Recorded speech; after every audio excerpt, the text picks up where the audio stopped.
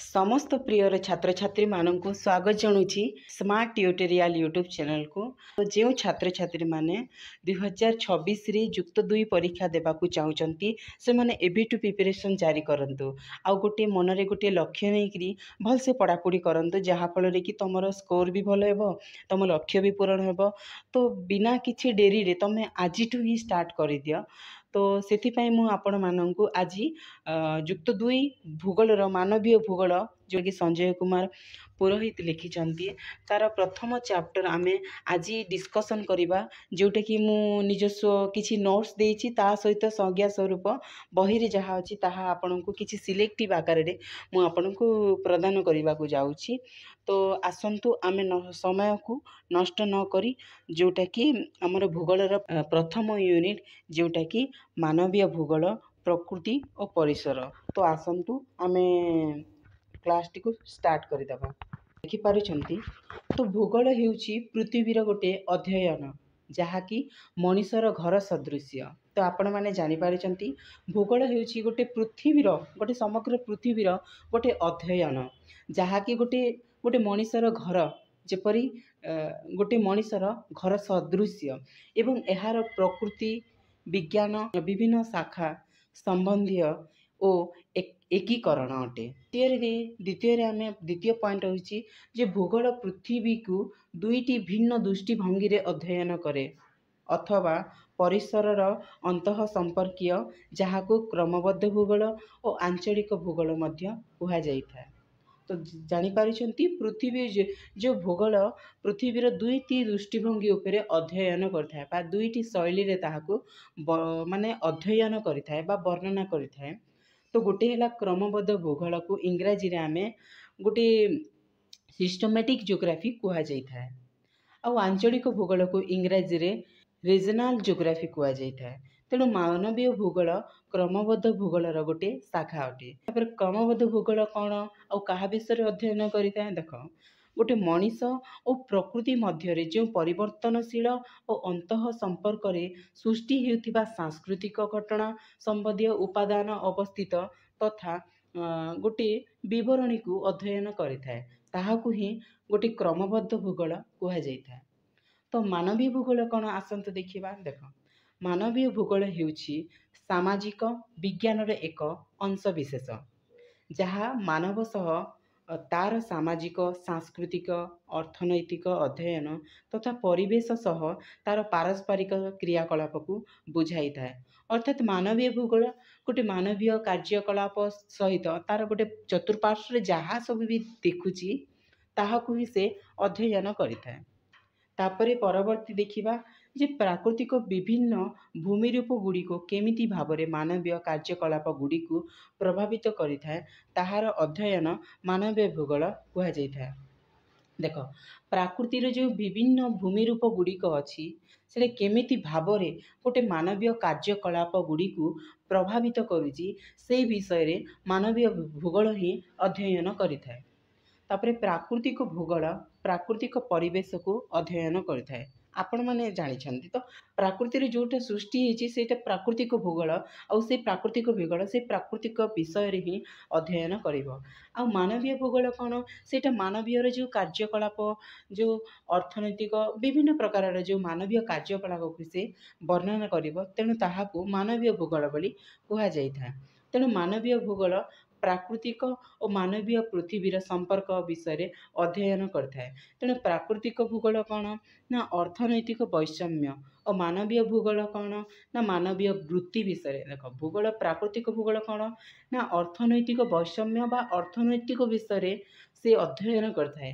Are मानवीय भूगोल कौन ना मानवीय कार्यावली मानवीय वृत्ति ए विषय से टिकिनिकी विवरणी प्रदान करथाय। ए मानवीय भूगोल चार्ल्स डार्विन को पुस्तकर नाम होइछि ओरिजिन ऑफ स्पेसीज माने एटा को आपण इंपोर्टेंस नोट्स एटा आपणकर एग्जाम रे देखिबे निश्चित भाव रे एमसीक्यू रे निश्चित पड़िबो। तेणु एटा आपण नोट डाउन करी आपण घसीबा को चेष्टा करंती।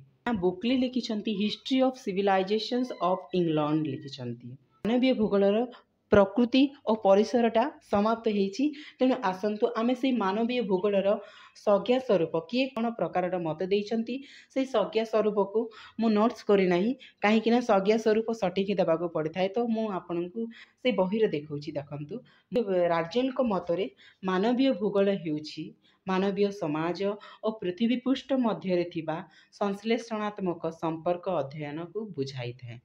आमर इसी सैंपल कहते जे अस्थिर पृथ्वी और अस्थिरता मनीष मध्य परिवर्तनशील संपर्कर अध्ययन हेछि मानवीय भूगोल। देख पृथ्वी गोटे स्थिर कि नहीं, अस्थिर से आ मनीष मध्य स्थिर कि नहीं, मनीष मध्य परिवर्तनशील से संपर्क विषय संपर्कर अध्ययन हेउछि मानवीय भूगोल बोली इसी सैंपल कहते। मानवीय भूगोल मनीष और पृथ्वी मध्य एक नूतन अंत संपर्कर भावना सृष्टि करथाए। तेणु आपण देखिपारुचंती आपण एही डेफिनेशन गुड़ाक पूरा घोषी दे थांतु, कारण डेफिनेशन तो सठिक लिखा भी पड़ी थाए। तो ये डेफिनेशन घोषिले कौन हेब ना ना आपण परीक्षा रे डेफिनेशन किए कौन मत देइछंती ज्योग्राफी भूगोल को नहीं, तो से क्वेश्चन गुड़िक पड़ी थाए। तो संज्ञा स्वरूप मध्य समाप्त है। तो एबे आमे पढ़िबा ना मानवीय भूगोलर परिसर। मानवीय भूगोल गोटे विशाल विषय उपरे अध्ययन करता है। देख भूगोल केवल गोटे व्यक्ति विशेष विषय वर्णना न करी से समग्र भूगोल को विषय रे समग्र विशाल विषय उपरे अध्ययन करता है। तेणु केतेक देश रे एहार उत्पत्ति सामाजिक विज्ञान होइछि, जहाँकि स्थान और काल सह मनुष्यर संपर्क को अध्ययन करुथिबा बेले केतेक स्थान रे प्राकृतिक विज्ञान और पृथ्वी विज्ञान प्राकृतिक परिवेश रे मानवीय संपर्क को संयोग करिଥାଏ। अमेरिकार भौगोलिकविद फिन्स एंड ड्यूवर्थ मानवीय भूगोलर विषय वस्तु को गोटे दुईटी मुख्य भाग में विभक्त करिसेंती, जथा गोटे है प्राकृतिक परिवेश और अन्यटी है सांस्कृतिक परिवेश बा मानवीय सृष्टि परिवेश। तेणु देख प्राकृतिक परिवेश कौन ना आपण जदि आपणकर परीक्षा जदि क्वेश्चनटा पड़ी जाए जे प्राकृतिक भूगोल क्या कहुए ना प्राकृतिक भूगोल कौन जो भूगोल गुड़िक प्राकृतिक विषय रे संपूर्ण विवरणी विषय रे अध्ययन करिଥାଏ बा संपूर्ण रूप से प्राकृतिक को अध्ययन करिଥାଏ, ताहाकु ही प्राकृतिक परिवेश बा प्राकृतिक भूगोल बोली आपण कहि परिबे।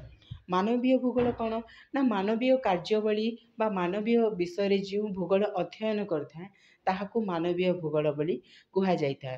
तेणु आपण माने देखि पारुछंती जे प्राकृतिक भूगोलर उदाहरण आपण जदि देखिबे ताहेले जलवायु भूमिर आकृति जल निष्कासन और प्राकृतिक संपद एगुड़िक होची प्राकृतिक भूगोल।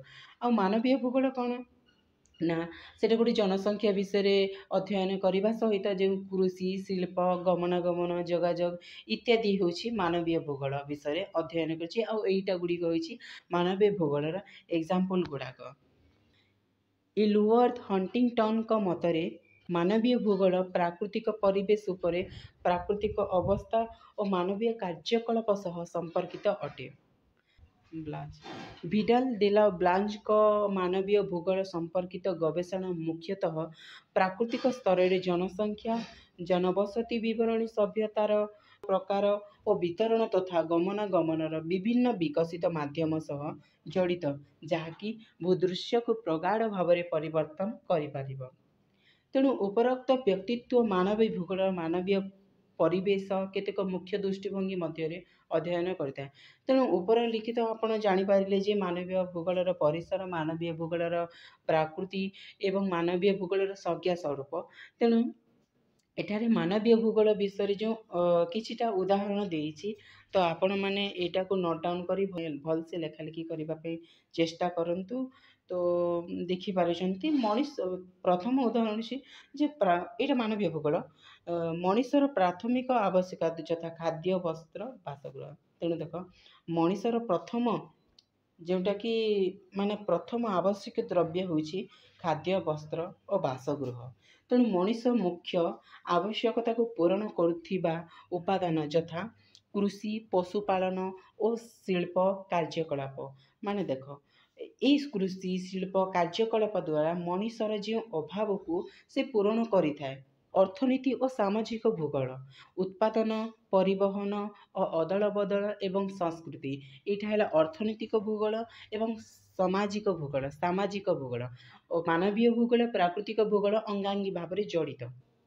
ତେଣୁ ରାଜନୈତିକ ଓ ଐତିହାସିକ ଭୂଗୋଳ କ'ଣ ନା ରାଜନୈତିକ ଭୂଗୋଳ ସେ ଦେଶ ସୀମା, ରାଜ୍ୟ, କ୍ଷେତ୍ର ଭୂଭାଗ, ପଥ, ରାଜ୍ୟ ଇତ୍ୟାଦି ହେଉଛି ରାଜନୈତିକ ଭୂଗୋଳ। ଐତିହାସିକ ଭୂଗୋଳ କ'ଣ ନା ମାନବୀୟ ଭୂଗୋଳର ବିଷୟବସ୍ତୁକୁ କ୍ରମାଗତ ଭାବରେ ବୃଦ୍ଧି ପାଇ ଚାଲିଛି ତଥା ବିଭିନ୍ନ ସମୟରୁ ଯଥେଷ୍ଟ ପରିମାଣରେ ବିକଶିତ ହେବାକୁ ଲାଗିଛି ତଥା ଦିନକୁ ଦିନ ନୂଆ ନୂଆ ଶାଖା ଗୁଡ଼ିକ ଦୃଶ୍ୟମାନ ହେବାରେ ଲାଗିଛି। ତ ତେଣୁ ମାନବୀୟ ଭୂଗୋଳ ପରବର୍ତ୍ତୀ ସମୟରେ ଭୂଗୋଳର ଆଉ କିଛି ଆମେ ନୋଟ୍ସ ଗୁଡ଼ିକ ପ୍ରସ୍ତୁତ କରିବି, ତାପରେ ପରବର୍ତ୍ତୀ ସମୟରେ ଆପଣମାନଙ୍କୁ। ତେଣୁ ଆଜି ପାଇଁ ଏଇ କ୍ଲାସ୍ଟିକୁ ବନ୍ଦ କରିବା, କାହିଁକିନା ବେଶୀ ଯଦି ପଢ଼ିଲେ ତ ମନେ ରୁହେନି, ସେଥିପାଇଁ ଆମେ ଅଳ୍ପ ଅଳ୍ପ କିଛି ପଢ଼ିବା। ଆଉ ଯେଉଁ ଛାତ୍ରଛାତ୍ରୀମାନେ +2 ସେକେଣ୍ଡ ଇୟର୍ ଏବେ ପ୍ରମୋଟ୍ ହେଇଛନ୍ତି ସେମାନେ ଯଥାଶୀଘ୍ର ଯେତେ ପାରୁଛନ୍ତି ଏଭଳି ପଢ଼ାପଢ଼ି ଷ୍ଟାର୍ଟ କରିଦିଅ, ଯାହାଫଳରେ ଆପଣଙ୍କର ସ୍କୋର୍ଟା ଭଲ ହେବ। ତେଣୁ ଯଦି ମୋ ଏହି ଭିଡ଼ିଓ ଗୁଡ଼ିକ ଆପଣଙ୍କୁ ସାହାଯ୍ୟ କରିବ, ମୁଁ ନିଜକୁ ଆନନ୍ଦିତ ମନେ କରିବି। ତେଣୁ ଆପଣମାନଙ୍କୁ ମୁଁ ଯେତେ ସମ୍ଭବ ସେତେ ଆପଣଙ୍କୁ +2 ସେକେଣ୍ଡ ଇୟର୍ର ସବୁକିଛି ନୋଟ୍ସ ଆପଣଙ୍କୁ ପ୍ରୋଭାଇଡ଼ କରିବେ ବୋଲି ଚାହୁଁଛି। ତ ମୋ ଚ୍ୟାନେଲ୍କୁ ଦୟାପୂର୍ବକ ଲାଇକ୍, କମେଣ୍ଟ ଏବଂ ସବସ୍କ୍ରାଇବ୍ କରିବାକୁ ଭୁଲିବେ ନାହିଁ। ଧନ୍ୟବାଦ।